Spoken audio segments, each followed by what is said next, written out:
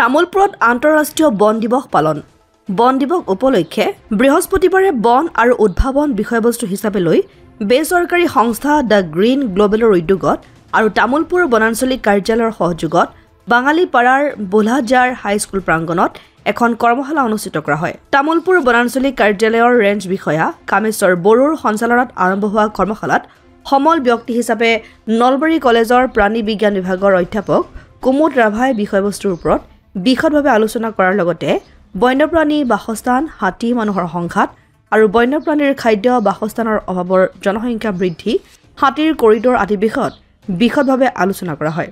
উপস্থিত থাকে গয়াবাৰী ছাইপত্ৰী ফাউণ্ডেশ্যনৰ সভাপতি মাধৱ চেত্ৰী, দ্য গ্ৰীণ গ্লোবেলৰ সম্পাদক পংকজ লোচন ডেকা, সভাপতি ৰাজেশ দত্ত বৰুৱা। অৰণ্য দিৱস আৰু এই অৰণ্য দিৱসৰ সংগতি ৰাখি আমাৰ এই আজি ইয়াতে বিদ্যালয়ত আমি অনুষ্ঠান এটা লৈছিলোঁ, সজাগতা কাৰ্যসূচী, বিশেষকৈ তামোলপুৰ ফৰেষ্ট ৰেঞ্জ আৰু the Green Globe N G O' নলবাৰীৰ ফালৰ পৰা। বিশেষকৈ ইয়াতে এই অঞ্চলত হাতীৰ বিশেষ আহে বা হাতীৰ ওপৰত চলি আছে, তো সেইকাৰণে হাতীৰ বিষয়টোক লৈ আজি আমি ইয়াতে সজাগতা সভা এটা কৰিছিলোঁ। হাতী আহিলে কি কৰিব লাগে বা হাতী আহিলে আমি কেনেধৰণে প্ৰতিক্ৰিয়া প্ৰকাশ কৰিম বা হাতীক এই অঞ্চলৰ পৰা কেনেদৰে আঁতৰাই ৰাখিম, এনেকুৱা ধৰণৰ বিভিন্ন বিষয়ক লৈ। লগতে আমাৰ মাজত আজি উপস্থিত আছে নলবাৰী মহাবিদ্যালয়ৰ জুলজি বিভাগৰ মুৰব্বী অধ্যাপক কুমুদ চন্দ্ৰ ৰাভা ডাঙৰীয়া।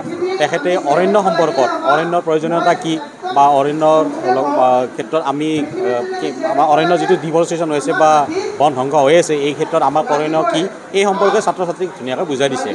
আৰু লগতে আমাৰ the Green Globe N G O' Rajesh Dutta Barua তেখেতে বিশেষকৈ প্লাষ্টিক, আজি আমাৰ এটা সমস্যা হৈছে প্লাষ্টিক। যদি আমি পিকনিক স্পটবিলাক চাওঁ বা এনেকুৱা যিবিলাক স্পট আছে সেইবিলাকত আমি দেখা পাওঁ যে প্লাষ্টিক ব্যৱহাৰ কৰি পেলাই দিয়ে, প্লাষ্টিকৰ বটল।